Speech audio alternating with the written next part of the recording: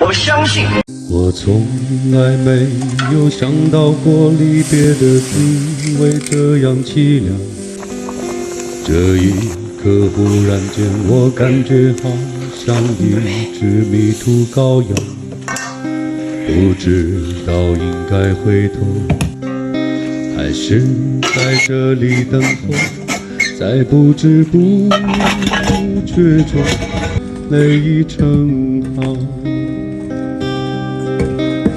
如果早知道是这样，我不会答应你离开我身旁。我说过我不会哭，我说过为你不负，这时候我已经没有主张。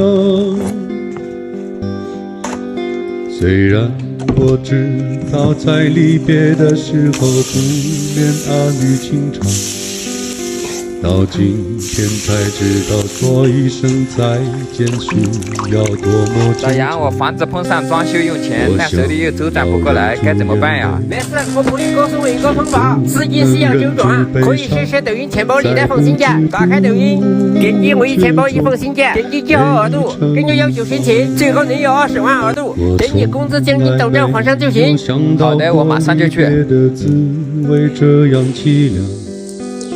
这一刻忽然间，我感觉好像一只迷途羔羊，不知道应该回头，还是在这里等候，在不知不觉中泪已成行。